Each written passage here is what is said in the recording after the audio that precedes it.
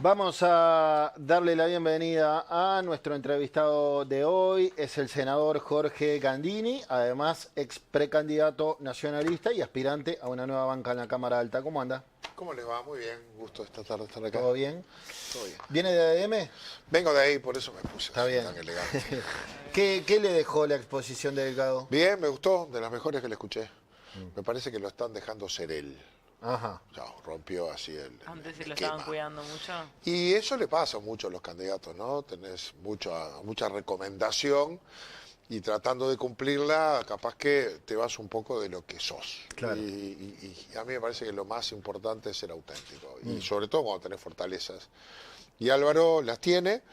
No vas a encontrar ahí un carismático, porque no lo es, pero vas a encontrar un tipo serio, solvente, muy preparado, muy probado, se conoce. Él siempre fue un articulador. Yo lo conozco desde la juventud y desde la época de Volonté. Sí. Y él siempre estuvo en tareas de articulación, de operación, de negociación, porque es muy flexible y sabe sacar la esencia. De hecho, perdón que te interrumpa, pero es un apunte que va de la mano de lo que tú decías. Es uno de los dirigentes blancos que siempre estuvo presente en los 1 de mayo, por poner un ejemplo. Siempre, siempre, y cumplió ese rol al lado de la calle Pou. Fue un buen operador, le ayudó a armar su aire fresco, su movimiento mayoritario cuando la mayoría la tenía antes Larrañaga. Sí, creo que siempre jugó papeles importantes y es su fortaleza, perdón, su fortaleza, ¿no? Bien. ¿Cómo le cayó esta idea que propone el jefe de campaña de Orsi, Alejandro Sánchez, el Pacha, de nacionalizar la SAFAP? A ver, ¿cómo se llama el tango? Los mareados. No saben qué decir. ¿Qué quiere decir nacionalizar la SAFAP? Cuando él explica, dice, lo digo en el sentido de encontrar un mecanismo más virtuoso. Un sistema que sea mucho más virtuoso. ¿Y eso qué quiere decir? A ver, primero, la SAFAP, la principal de todas es la FAP República. Sus propietarios son Banco República, Banco de Seguros y BPS. Los otros son empresas que están instaladas en Uruguay. El ahorro que manejan es el ahorro nacional. Si hay algo que está nacionalizado ahí es el ahorro. No tenés que ir a pedirle al capital financiero internacional que tanto mal estigmatizó la izquierda siempre. Cuando la construcción dice que si se eliminaran las AFAP se perderían 15.000 puestos de trabajo, nos dicen que se financian con capitales de las AFAP, que es capital nacional. El Estado se financia, se endeuda pidiéndole a las AFAP y no afuera. Si no hay nada más nacionalizado que las AFAP. ¿Qué quiere decir el Pacha? Que es un tipo inteligente y dice algo para decir algo, porque no tiene nada para decir, no entiende. Lo que sí debería decirnos Sánchez es que quiere decir lo que dice el programa del Frente, eso que son las medidas, que no sabemos bien si son programas, pero lo que dice es que el ahorro individual no debe tener fines de lucro. Esto lo que quiere decir es que desaparecerían las AFAP en la idea del programa del Frente para que sea el BPS el que administre. A lo mejor con nacionalizar quiso decir eso. Quiso decir estatizar y no el Banco República y demás, sino ponerlo en el BPS. Pero eso sería derogar las AFAP, no el ahorro individual. Después adorna todo el tema con el gran diálogo social que hay que hacer después. Pero el Pacha se olvida de la hipocresía de la izquierda. La izquierda nos pintó Montevideo con otras reformas posibles. ¿Se acuerdan? Otra reforma. Nunca escribió 2 renglones de esa reforma. Pero cuando terminamos la reforma del BPS, nos tuvimos que ir urgente a la reforma de la caja bancaria, que se había caído. La caja bancaria estaba pagando jubilaciones en ese momento con el adelanto del aporte patronal que hacían los bancos públicos para que pudiera pagar. Entonces tuvimos que ir a un sistema. Pero eso es una caja privada, no es ni estatal ni paraestatal. Y entonces le preguntamos qué querían hacer. ¿Y qué resolvieron los bancarios muy socialistas ellos?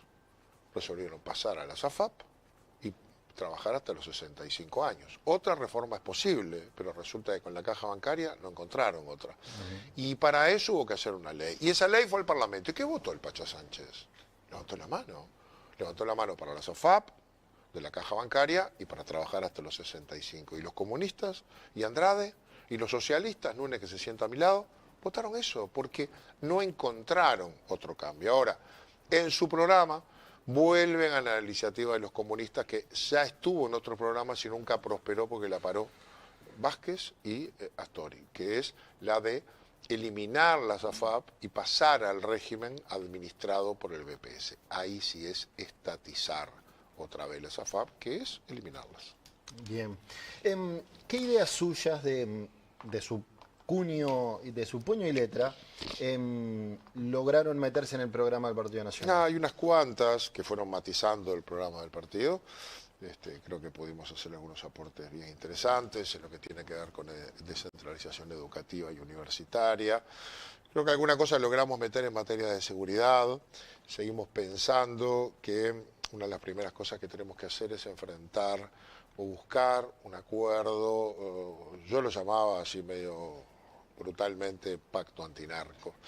Será pacto antinarco o no, pero tiene que ser sí un acuerdo del sistema político para enfrentar algo con lo que estamos de acuerdo, y es que no nos puede seguir ganando espacio como en la región, el narcotráfico, que tiene un poder enorme y que encuentra en Uruguay un país regalado. Estamos regalados porque somos así, ese es el un Uruguay, colador, ¿no? en la frontera. Pero en todos lados, el presidente de la República no tiene guardia, anda en moto solo, y los expresidentes de la República manejan ellos. Es decir, vos entras al Palacio Legislativo y si tenés corbata no te piden nada, pasás, ¿verdad? Porque nunca pasa nada. Y también pasa en la frontera, no sea cosa que traigas ticholos o garotos. Está preparado para eso el país. Entonces vienen las barcazas de Paraguay y no hay como revisarlas, porque te vas a poner a agarrar una pala a ver qué hay adentro. No tenemos los escáneres. No tenemos el equipamiento fluvial para controlar nuestros ríos, que es por donde entra todo lo que se vende en el bagashopping, ¿viste? Que son miles de fundas de refrescos que entran de la Argentina, ¿sabes por dónde entran? Y por el río. Las camionetas se ponen marcha atrás y las cargan. Junto con eso pondrán cualquier cosa. Una vez que entran, transitan, y desde el puerto o desde las cabeceras de puente de nuestras playas se incorporan a los barcos de carga que van a los mercados de alto poder adquisitivo, Europa u Oriente. Y eso nos puso en un circuito, lamentablemente, en un circuito de la droga que busca otros mercados, no el nuestro. Pero también nos contamina. Y bueno, sobre esas cosas hay que trabajar. Eso requiere recursos, requiere más tecnología, en el mismo sentido que estamos previendo. Ahora vamos a terminar con casi 20.000 cámaras, hay que meter otras 20.000. Pues las cámaras no tienen miedo en denunciar, la gente sí, no nos dice quién fue, porque viven al lado de los narcos. Sí, sí.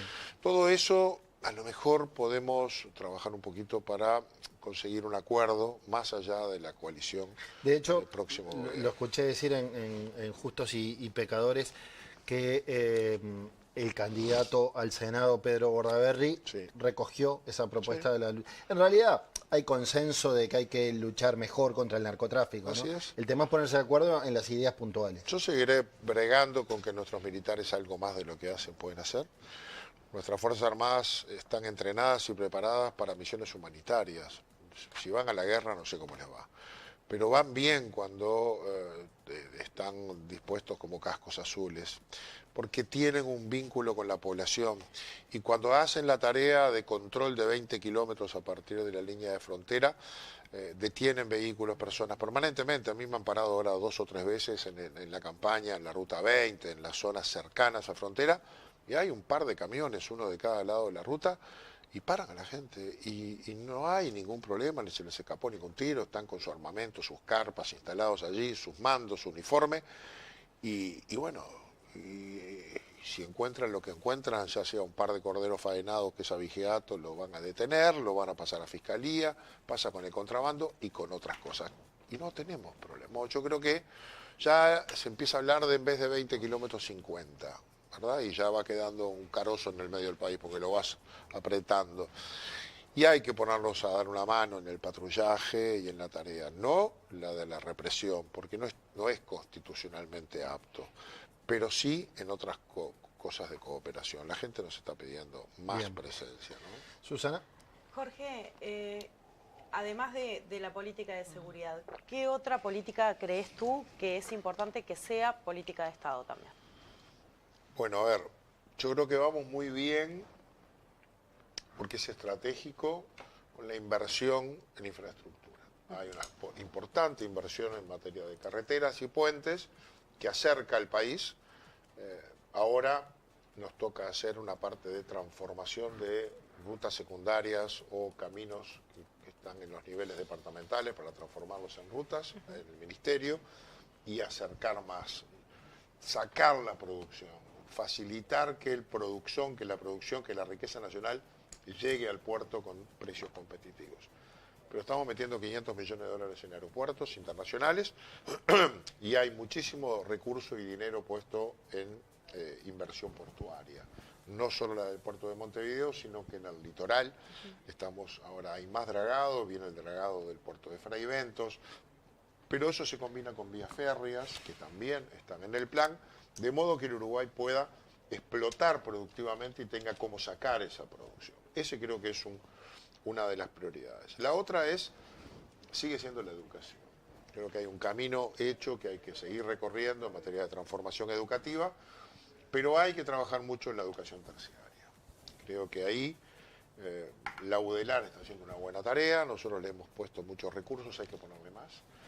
Mira, no sabe, el mayor aplauso que se generó en el acto final en el que yo estuve en Soriano fue cuando uno de los oradores habló de la instalación de la Universidad de la República en Mercedes. Y la gente te dice, estoy muy feliz porque ahora mis hijos no se van a tener que ir de acá para estudiar. Y porque nosotros además estamos convencidos que creemos que le hacemos un gran favor al interior dándole becas y maneras de que puedan estudiar en la capital y no nos damos cuenta que se lo hacemos a esos jóvenes pero no al interior, porque le sacamos los mejores en una edad en la que echan raíces y no vuelven. Hay que llevar la educación. La universidad lo está haciendo muy bien, el Estado lo está apoyando, va a haber un campus en Paysandú, ahí ya se estudian 12 carreras de primero al último año.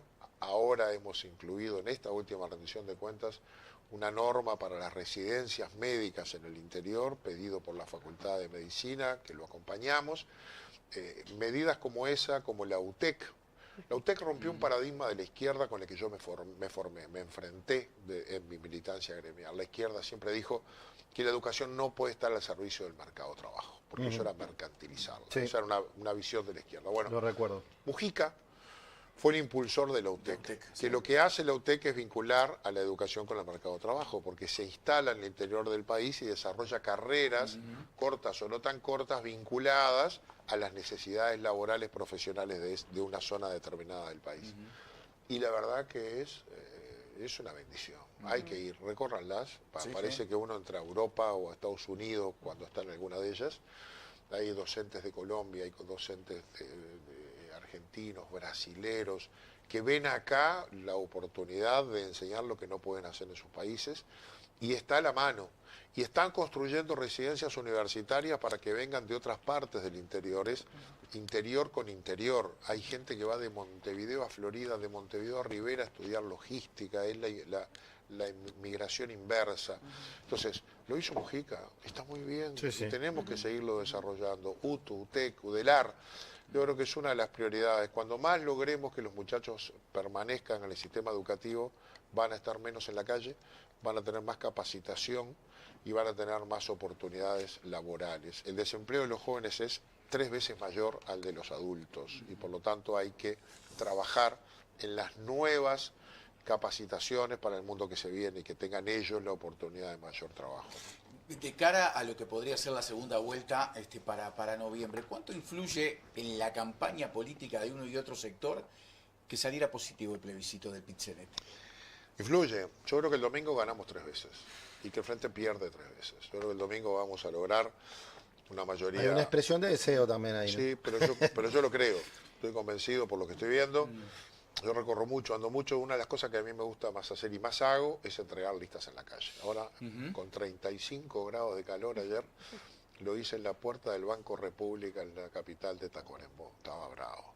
Pero es el lugar que más gente hay en la tarde. ¿Cuáles serían los Diablo, El sábado a la ¿no? Rambla te vi. El sábado voy a la Rambla, voy a todas las ferias. Entonces la ¿Cuáles gente como serían me los conoce, me agarra, me habla, se queja, me dice, ¿no? Los 3 triunfos, ¿cuáles Y serían? mira, yo creo que va a haber una escasa, pero concreta mayoría parlamentaria de la coalición. Va a ganar el sí amarillo y va a perder el sí blanco. Pierde 3 veces la izquierda. Yo creo que pierde 3 veces. Y eso es una enorme fortaleza para el camino que sigue. Después puede Pero ganar la que- más importante en noviembre, de repente. Puede, pero cuando vos le ganaste 3 veces, el frente no termina de enfrentar el sí blanco. Y cuando le ganaste la mayoría parlamentaria. Igual. Bueno, por eso, la mayoría parlamentaria es muy importante. Yo creo que vamos a tener la diferencia necesaria.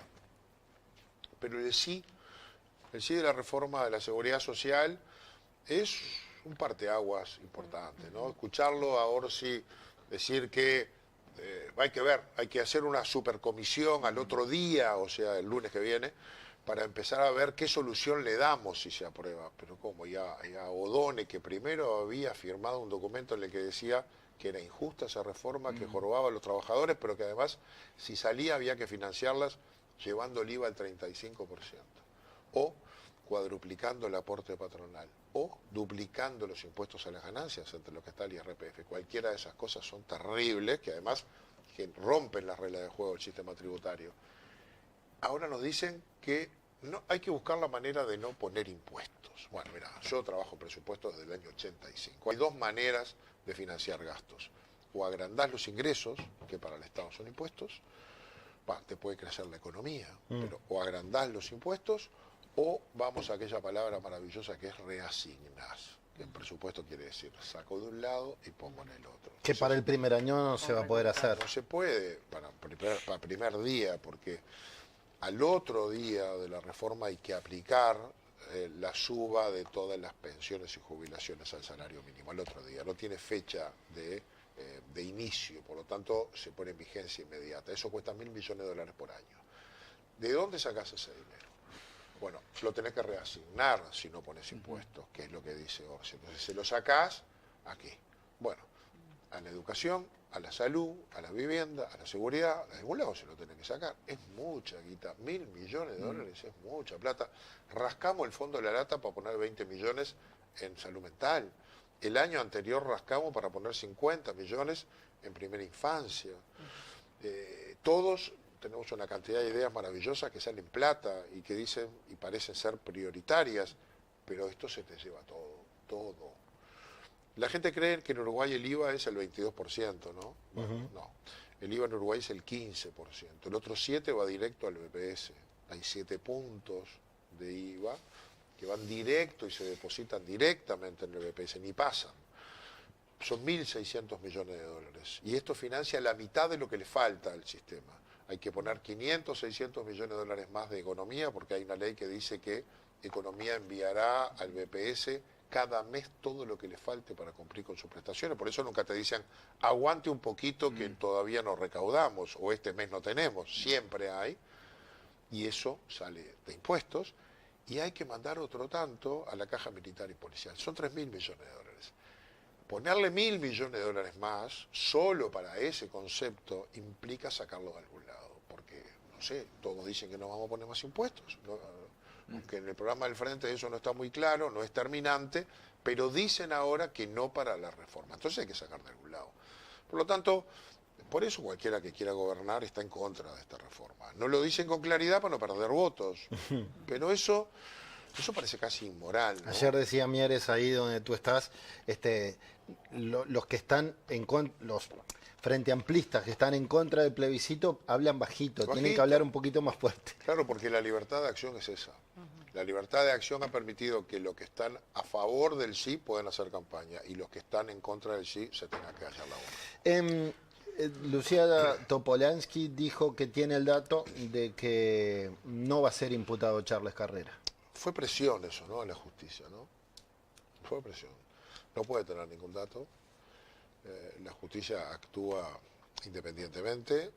Mañana es miércoles, va a haber una nueva declaración de Hernández, de Víctor Hernández. La Fiscalía se va a constituir con delegados y por Zoom en Rocha y le va a volver a tomar declaraciones.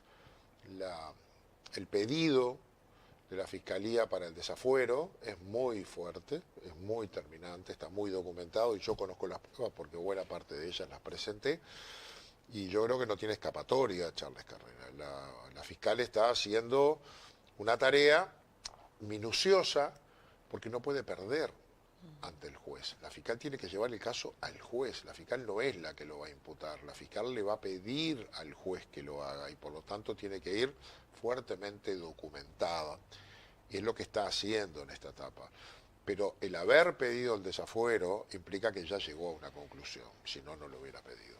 Yo creo que lo que hace Lucio Topolansky es, una vez más, presionar a la justicia y hacerlo una semana antes de las elecciones. Creo que no zafa antes del balotaje. Bien.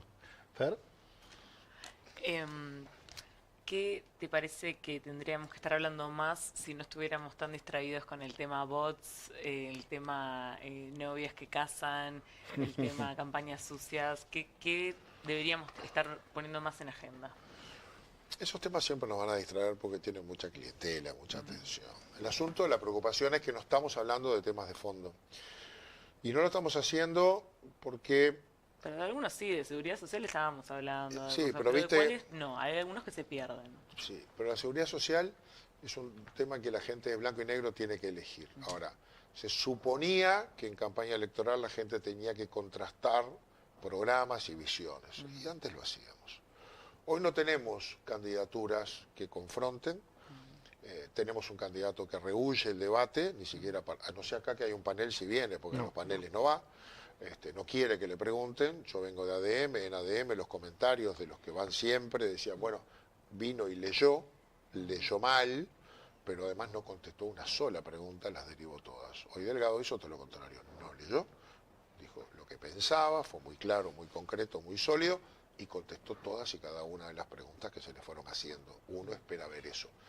Con Orsi es muy difícil discutir y es un candidato que tiene un intérprete al lado, que es Sánchez, que trata de explicar lo que no se le entendió a Orsi y trata de desarrollarlo. Entonces, ahí es muy difícil generar un debate de ideas atractivo.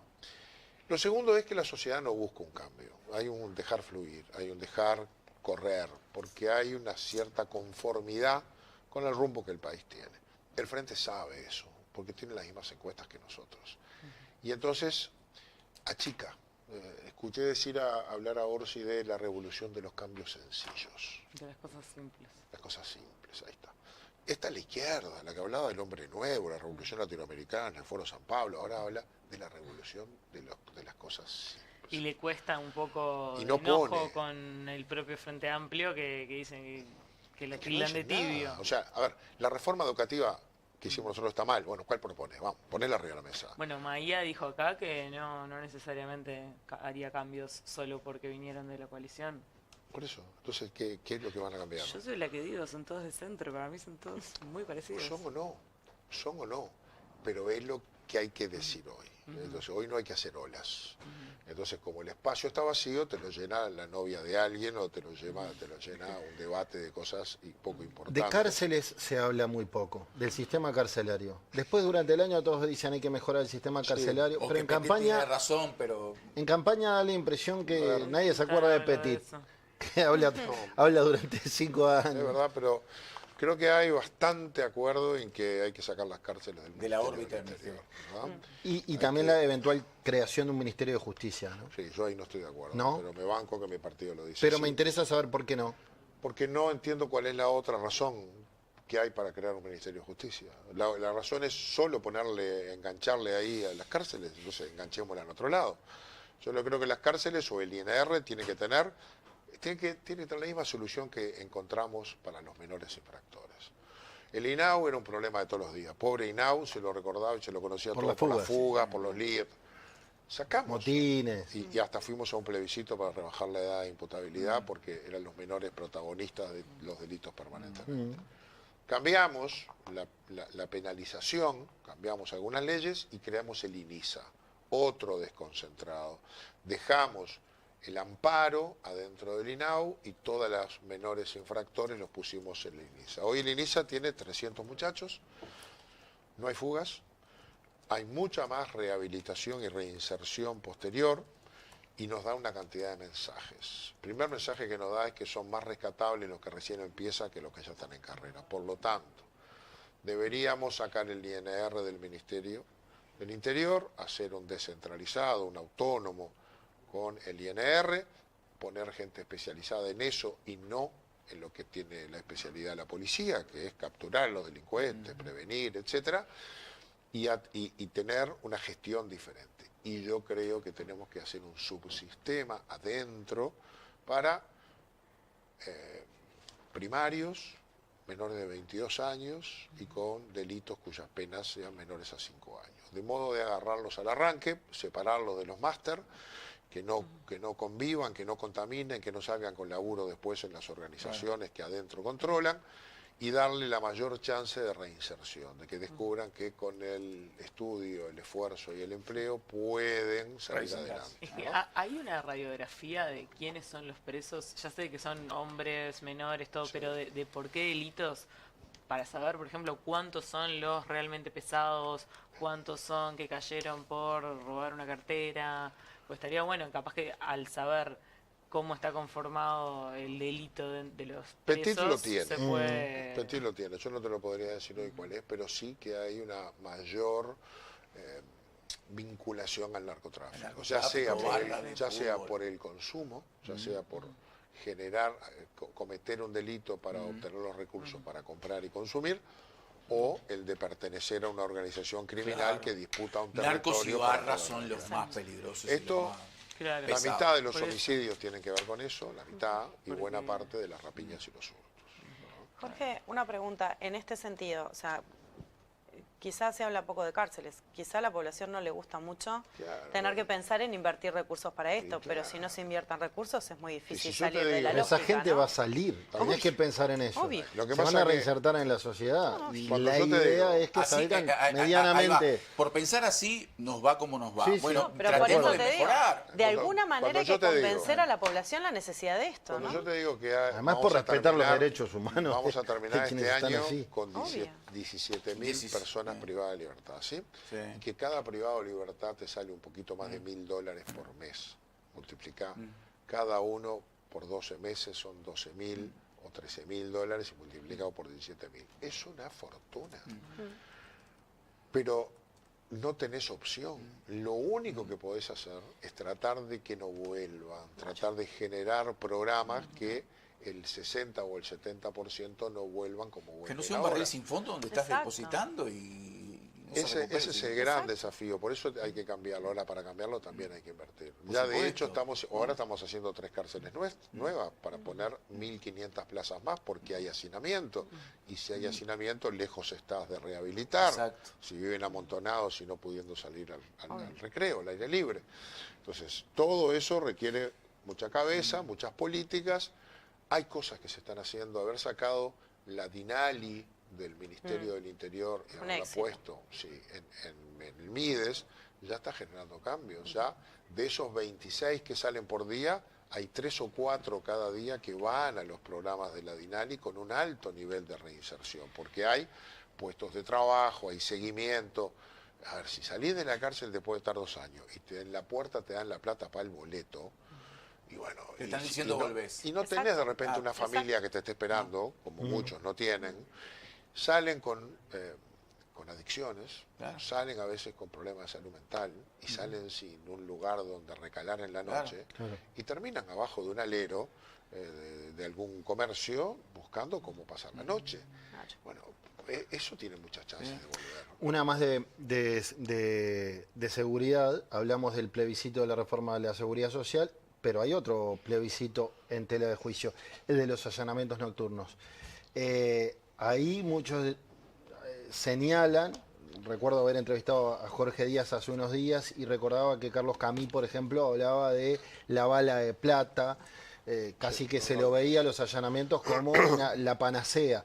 Y da la impresión que desde hace algunas semanas para acá el oficialismo le bajó un cambio y dice, bueno, es una herramienta más. Sí, no es ninguna bala de plata ni la solución, pero es una herramienta, es una solución que parece obvia, ¿verdad? Si de 1830, donde las urbanizaciones eran dispersas, no había luz eléctrica y el Estado se estaba formando acá y en el mundo entero, la solución era proteger el hogar, eso que fue cambiando en el mundo no cambió en 4 países, uno es Uruguay. Es usado por el crimen organizado, básicamente por el narcotráfico, para usarlo como protección a su favor. Se cubren, se ocultan allí. tanto en una persecución y entran a una casa y no puedes entrar, como en la comisión de delitos durante la noche, el fraccionamiento y la venta de drogas. La policía en su momento lo pidió, Jorge Díaz lo pidió cuando era fiscal de corte. Ahora se ha politizado el tema. Las dos contraindicaciones que yo escucho, y las escucho de la gente, es, no, yo ya viví la dictadura, yo no quiero que la policía, entonces hay como un temor al abuso. Y la otra es exactamente opuesta, no, yo tengo un hijo policía y no quiero que me lo maten en la noche, así.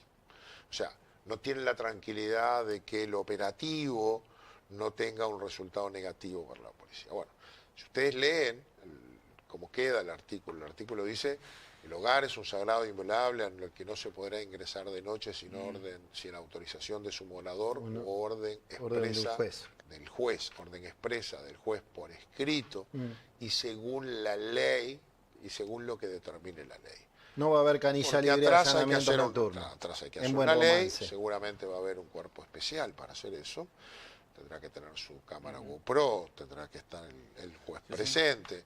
No es para cualquier cosa. Sí, sí. Pero hay casos en los que es una herramienta que te permite agarrarlo con las manos en la masa. Y en la medida que saben que eso puede pasar, seguramente no se usará un hogar con niños como fachada para esconderse detrás del delito. Muy bien. Senador Jorge Gandini, nacionalista, gracias por esta charla en Buscadores. Ha sido un gusto. A las órdenes.